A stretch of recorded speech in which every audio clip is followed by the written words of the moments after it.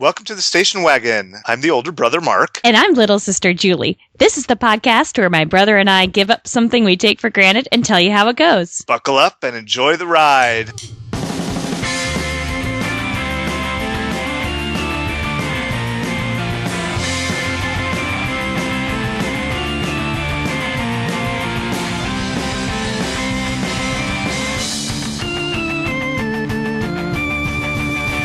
Hi, everyone. In this episode of the Station Wagon, we're going to be giving up paper products. So, Julie, maybe you could tell us why we're doing this? We are doing this because our cousin is a terrible, terrible person. Terrible.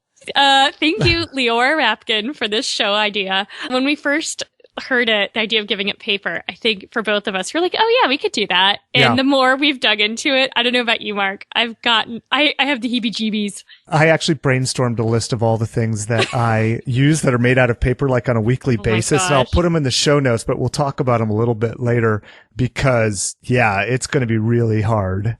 Oh, Leora, why are you so creative? Okay, well, if you have suggestions for things we might be taking for granted that we could give up, please send your suggestions to us at wagonpodcast@gmail.com. Shout out to us on Twitter. We're at wagonpod, or connect with us on Facebook or our website, wagonpod.com. So paper products, I'll give you the definition and then we can talk about our challenge. Define paper. Paper is the material that is used in the form of thin sheets for writing or printing on, wrapping things, etc. So so that didn't say made from wood. I mean, you could use a sheet of fabric. You could. That's really interesting. Maybe. Did I just overly complicate our podcast? Yeah, let me just go look at the definition really quick. Hold on a second. Define paper. This is not going in the podcast. Yes, it is. Paper. I get to edit the podcast so that I sound smarter. Material that is used in the form of thin sheets, wrapping things, a sheet of paper with information or printed on it paper. Yeah, that's really interesting. A felted sheet of usually vegetable fibers laid down on a fine screen from a water suspension. Okay, that's pretty specific. Yeah, a similar sheet of other material. Paper. How about for the sake of our episode, we will use the colloquial definition of what are paper products, meaning items made from the pulp of trees or recycled trees. Yeah, I think that sounds really good. Based on that definition that we just went over, here's the products that I could think of that I actually use. And there's probably some that I use, but I don't realize that I use. Oh, totally. Okay, so you ready for this? Yeah. Printer paper, notebooks, notepads at home, toilet paper, facial tissue like Kleenex, paper towels, paper napkins, receipts, parking stubs, paper cups, Post-it notes, cardboard and cereal boxes, pizza boxes, frozen foods, and sweetener packets. The thing you hit on there that I didn't even think about is receipts. Like, people hand you receipts all the time. Right, exactly. So we're going to have to get into that a little bit more later with our We specific. will. So you're totally right. So what else, was there anything else on that list that I missed that you can think of? All the different packaging. I mean, and you did hit on that for some of the things. It sounds like all of your packaging needs revolve around food. But what about Wagon Pod business cards? Oh, those are paper. Those are paper. We should have printed them on silk. Yeah. Okay. Next time we'll know. Okay. All right. So which of these products is made from paper or paper byproducts? Ready? Hairspray, pollen and dust masks, lampshades, irrigation piping. I guess the masks? I mean, if it's like the kind that you use when you're at the doctor's office and you've got a bad cold. It's actually all of the above. They're all made from either paper you trickster. Like, go look at your lampshade. Unless it's plastic, generally they're made out of some form of paper. Oh, yeah. And hairspray and irrigation piping, they have, they're made from cellulose and oils and resins, which are produced as byproducts from the paper making process. Huh, okay. Right. So, very good. Number 2, how much paper does an American consume in a year? Like in pounds or in sheets? Give me pounds, sorry. Yeah. Okay. 10 pounds. Okay, 700 pounds. What? Are you serious? this? Yeah, I've got the references in the show notes. It's from The Economist magazine, so therefore it's truth. Oh my gosh, that's incredible. Okay, so for extra credit, which I don't think you're going to get based on your first answer, how many trees does that equate to per Oh my gosh. American in a year? I'm nervous to find out. 6 40-foot trees that are about 6 to 8 inches in diameter. Oh my gosh. That's a lot. But, that 700 pounds is not just fresh off the tree paper. That includes recycled paper and all kinds of things. I don't have the breakdown, but that includes every type of paper that we use. Including evil trees that deserve to die. Right. They should be wiped out, man. Yeah. When was the first use of paper recorded? Not papyrus? Not papyrus. Okay, let's say 2000 BCE. 202 BCE. Wow. In China, the Han Dynasty, actually. Yeah. The Han Dynasty, that was a winner. Yeah, many innovations. I'm just really not sure what to say to that one. Yeah, because anything you say will be totally offensive. Right, exactly. 200 BCE. Okay, so tell me about that time and what happened afterwards to get to where we are now, killing all these trees. Paper was invented during the Han Dynasty, and it slowly spread to the west via the Silk Road. And we talked about that in one of our earlier episodes about how news dissemination just happened really quickly over roads. And that was certainly also part of the usage of paper technology. 589 CE, that was the first recorded usage of toilet paper. Oh, seriously? Yeah, so toilet paper was 589 CE, and that also dates back to early medieval China. So thank you, China. Okay, so stupid question here. What did people use before toilet paper? All kinds of things. So they used their hands, leaves, they used special sticks, anal cleaning instruments. And if you go and look at our timeline, there's actually a picture in the toilet paper section that shows a couple rolls of toilet paper plus a whole bunch of these sticks. I'm nervous to know the exact method that was implemented. So yeah, that's all right. We don't need to know how they were deployed. Right. Okay. And the first toilet paper wasn't actually in rolls. It was in books that you would tear off a sheet, just like one at a time. Oh, cool. Yeah. I'm really glad we live now. I know, right? So in the 11th century, the first mechanized paper mill was developed. So that really helped get paper and paper products into more of hands of the masses. Yeah, I can imagine. So I know when I was a kid, Dad gave me a paper making kit. Oh, really? It came with a little bag of pulp and you mixed it with water Right. and it had little pretty flowers and things. You mixed it all together and pressed it out. Yeah. And I never actually got it to work. Oh, So- but yeah, it's extremely time consuming to press out the water press it hard enough. So when they had a mechanized paper mill powered by water that could do all of that pressing and stuff, it really sped up the process and That's what I needed. in the early 17th century, of course, newspapers were invented. And we talked a little bit about that during our news episode. So that must have really sped up deforestation, I'm guessing. I bet you're right. And in early 1920s, Kleenex from Kimberly-Clark was actually developed and released.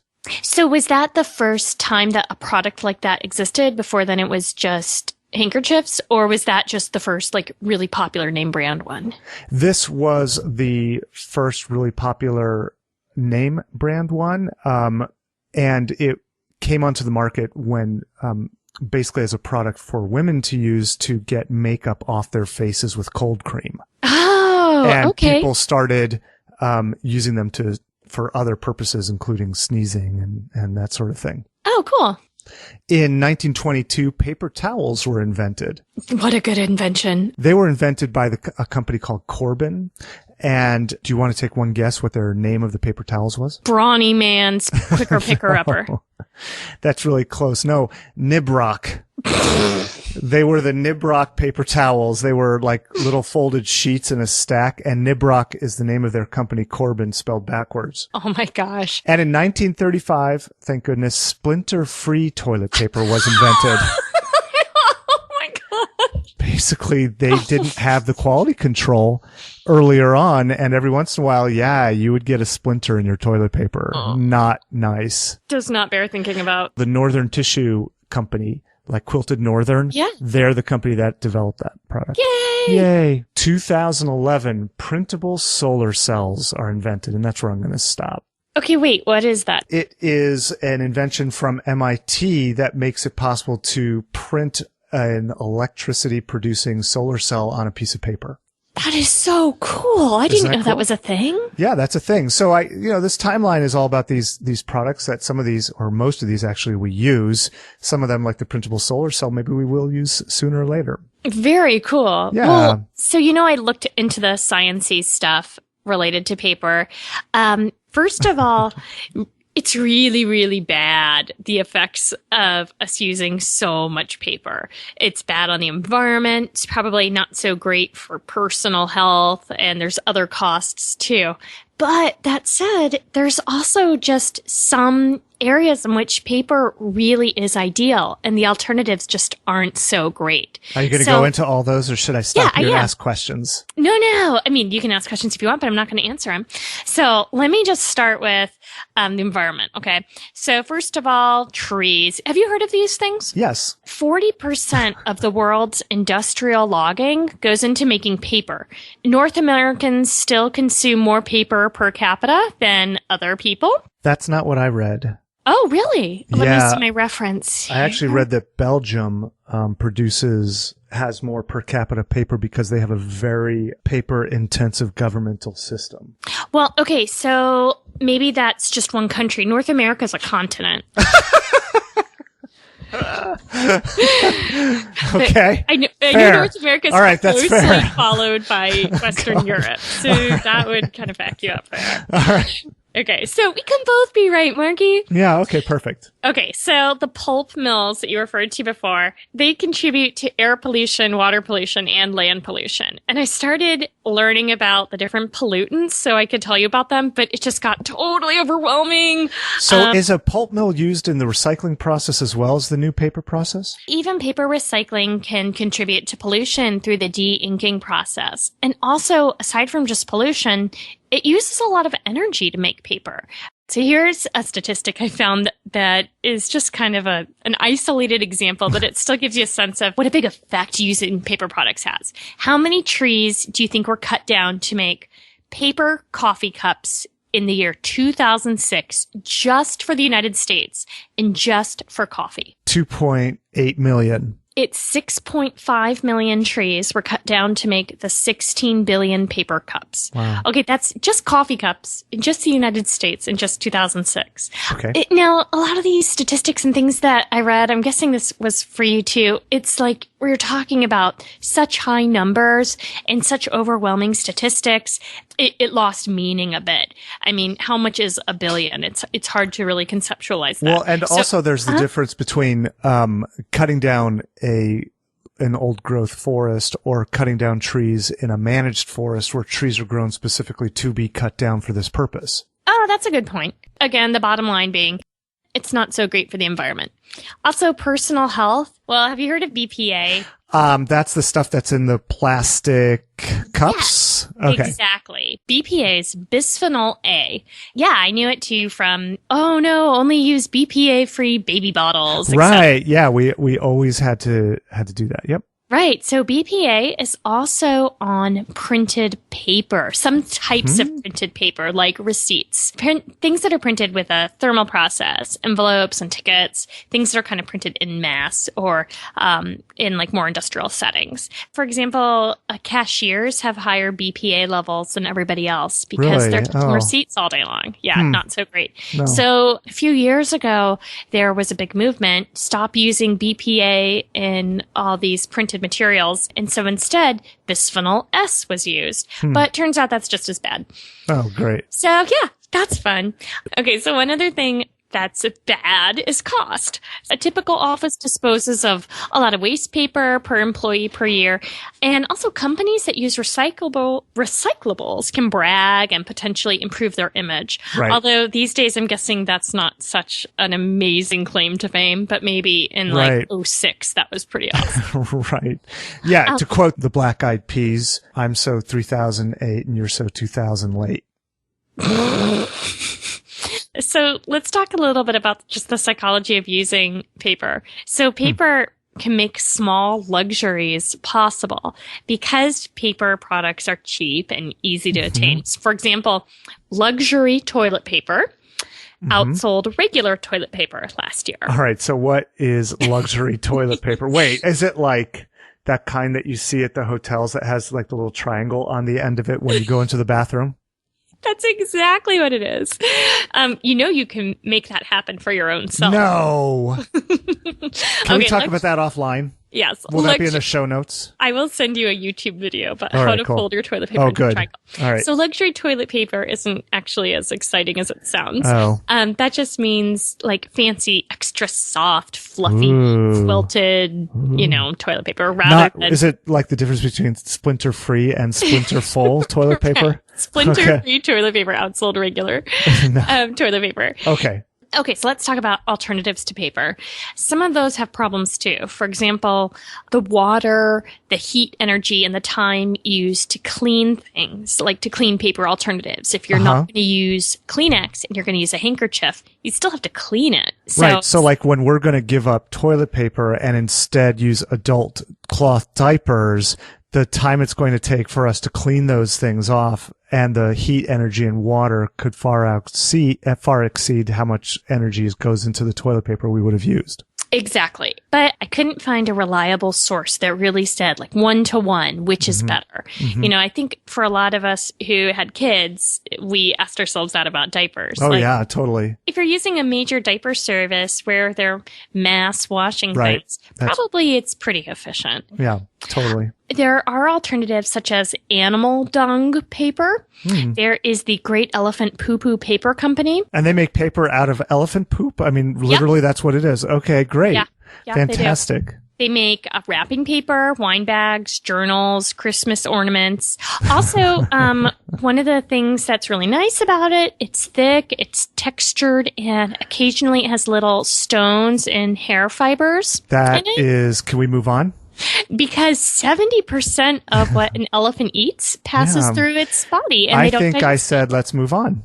So keep in mind that paper also is an alternative to styrofoam. If we were doing this podcast 20 years ago, we would be saying, let's stop using styrofoam. Right. And this is new. Okay, so McDonald's just in 2013 switched over from styrofoam coffee cups to paper coffee cups.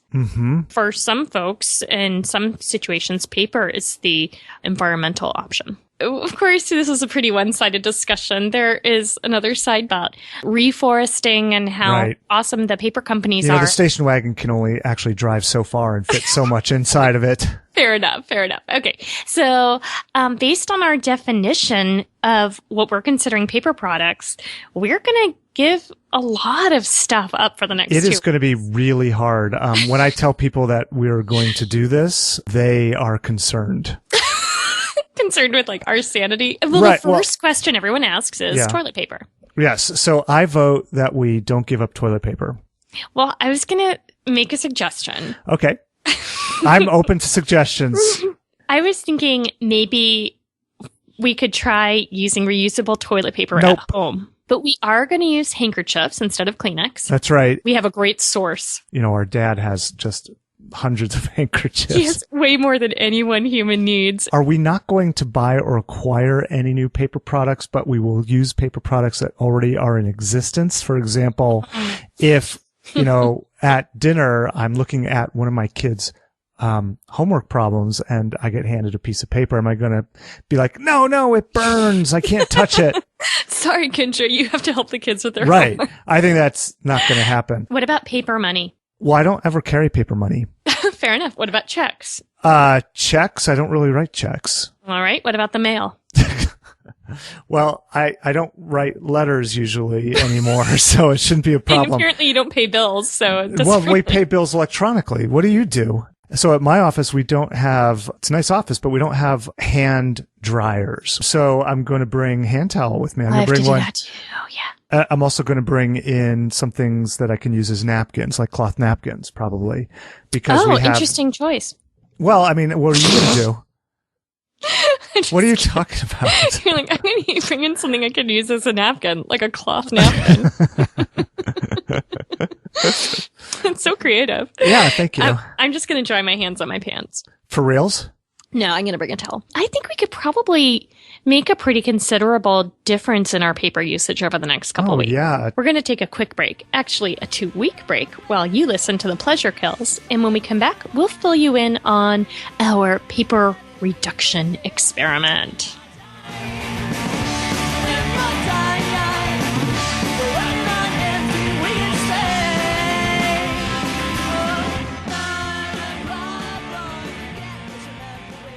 Hardest thing about giving up paper, I tried to give up taking notes for work notes about 4 months ago, and I switched over to using OneNote, and I happen to have a Surface, so I can write on things. It was challenging. I was looking for scraps of paper everywhere when I was trying because I just hadn't disciplined myself. So it's the discipline of it. It's actually committing to it. I had to really go cold turkey when I switched over to this, so I was not grabbing scraps of paper from any little place I could find. So I had to take them out of my backpack or my purse. Yeah, it was the discipline. If you want more trees, you need to use more paper because the paper companies are the primary planters of trees in this country. So I just think that the idea that paper is somehow inherently unenvironmental is not quite accurate. Yeah, we don't use any like paper towels or paper napkins or anything. I just have like cloth napkins and like old rags. I cut up all the old towels that are too gross to actually use, even for the dogs. And we cut it up and we use it for all our cleaning stuff. And so it's a little bit more laundry, but not bad. It's, just throw them in the towel load. Thank you, Beth, Jason, and Heather.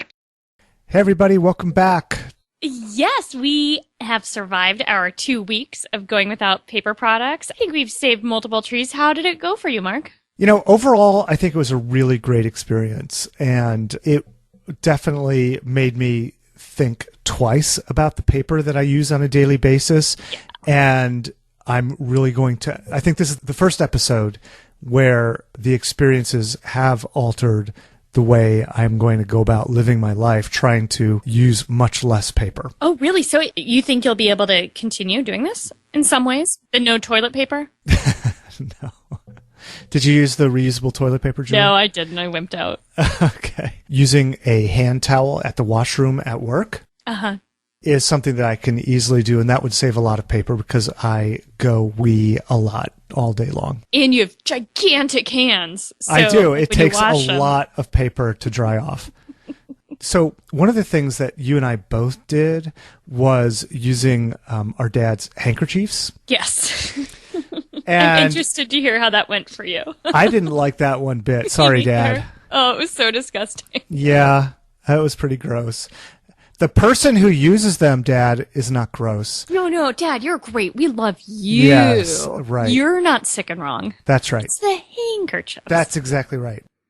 Yeah, I felt like I needed instructions on how to use them. Like, What do you mean? there has to be some etiquette, right? Well, because, I would, blow my nose into it, be Yeah. all snotty, Yeah. and then I'd look around and feel all weird and gross as I crumpled it up and stuck it back in my pocket. And I was wondering, are you supposed to use, each corner at a time? Oh, I good don't one. know. I don't know. Or flip over to the unused side. And then what do you do when you need to use it again? You've got this giant bogey stuck in there. Right, and if you flip it over to the other side, your hand's on the bogey. Ew.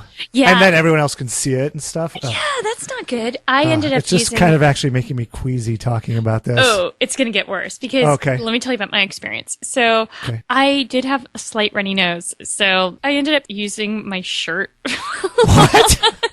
Why? Because you didn't want to use a tissue? Right. If I didn't have there were 2 days I forgot my You're handkerchief. amazing. So you really go all out for your art.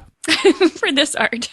That's great. Not for the going outside episode, but and my sleeve and stuff. Right. And then I felt all gross about that. Yep. For the first couple of days, I felt really self-righteous.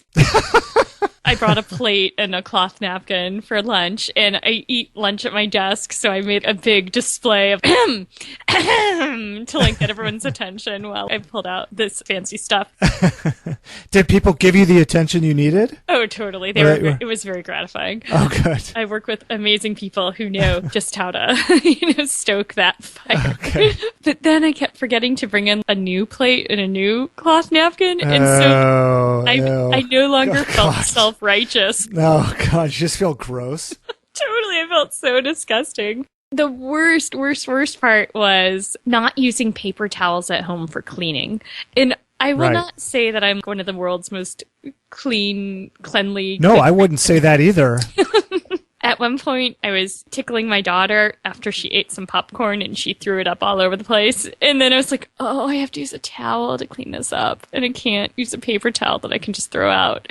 And as I was cleaning it up with towels, I was like, I have to look at this towel again someday. You know, and I just love the idea of cleaning up puke and then later dog poop with a paper towel that I never have to see again and know this will go far away into landfill and I will never be faced with it. So yeah, I really missed paper towels, but I did get used to it and I did start to become very aware of every spare piece of paper I used or would have thought of using. I think this is going to help me cut down when the paper isn't necessary. If I can go between paper or using an app to remember something, I'll probably end up using the app more. For me, carrying around the towel made me feel like I was from the Hitchhiker's Guide to the Galaxy. Oh yeah. That's awesome. There was a time that I actually spilled coffee all over my desk, and I was super happy that I had this giant absorbent towel right there. Oh yeah, instead of using 50 paper towels. Right, or just not using anything and letting it dry. Oh my God. We'll bring that up in our next episode. Yeah, I did feel good every time and kind of superior every time I used my washcloth that I was carrying around instead of using a napkin. I think we are going to be switching more to cloth napkins. At first, I was thinking... Oh, at your house? Yeah. Not all the time. I was thinking, oh, I'm going to have so much laundry. But it really didn't add up that much. Doesn't Jason do the laundry? Yeah, so I don't even care. That's perfect. Oh, let me just make a note here. Cloth Napkin Association. We're looking for promotions. Right. Another thing that I gave up was using any kind of sweetener packets for coffee. Oh, really? Yeah, it's kind of dumb because one of the things I wanted to do was not acquire or create demand, you know, that kind of thing for paper products. Granted, all of those paper packets already exist, like in a bucket, but it was just sort of the principle of the thing for me. So I ended up making a little Ziploc baggie full of white powder, which was Splenda from our house. We had you didn't give up the sweetener. You gave up the paper packets. Right. We had a bulk container of Splenda that I poured into a white baggie. So that was super fun. That sounds carrying so around. suspicious. It was awesome. Carrying around this powdery, this baggie full of white powder around and whipping that out to fill in my coffee. This was awesome. Leora Rapkin, I know last time earlier in this episode, I was saying you were a horrible, horrible, horrible cousin for making us do this. But in retrospect, it was pretty awesome. Yeah, I agree with you. Thank you, Leora. Yeah, thanks. Thanks a lot for that. Thanks Great. a lot. Hey, Julie, we got a suggestion from a friend, Michelle. Michelle! Yeah, who suggested we give up electricity. Oh my gosh. I know, right? For 5 minutes a day? I'm guessing that she was thinking probably for 2 weeks. Oh, okay. I'm thinking that is, you know, on a scale of 1 to 5, worst to best, a 1, and hardly feasible at all. But I just wanted to get your idea. Well, let's chew on this. I think this is, in general, a terrible, horrible idea. Yeah, but agreed. It deserves some thought. If anybody has ideas, or Michelle, you want to write us and tell us how you think we can actually pull this off, we are open to suggestions until we're not. I mean, maybe if it was for an hour a day. I mean, truthfully, interesting. given how much you and I are addicted to technology, that alone would be a major fiasco. Thank you, though, for the good ideas. And yeah, thanks, just Michelle. hearing us poop on your idea, I hope that doesn't make other people... We shouldn't yuck on somebody's yum. Thank you to Sarah E. for that bit of wisdom, by the way. Hey, Mark, where can people go to listen, view show notes, and subscribe? They can go to wagonpod.com. That's our website. They can also find us on Facebook at WagonPod. They can tweet to us at WagonPod. And they can email us at wagonpodcast@gmail.com. So many ways. And I mean, you can basically, if you could just trip over the internet and accidentally email us. Please accidentally be careful. reach out to us. Yes, watch out for the internet tubes. They're trippy. Also, you could be like Toby's mom 125, who gave us a really, really sweet iTunes review. Thank you so much. That's always helpful. I bet Toby's a really good kid. Thanks to the Pleasure Kills for the use of the song Modern Problems. Thanks, Pleasure Kills. I think that's it. I think that's a wrap. We need to thank our spouses and children. Oh, yeah. Thank Thanks, spouses and children. Next time on the station wagon. I'm starting at a very low baseline. Right, exactly. This would be an easy episode for most normal people, not for us. Yeah, I guess you're right. Or maybe it'll be especially easy for us because we can just do like a couple things and be like remarkably fancier than normal. Exactly right. Yep.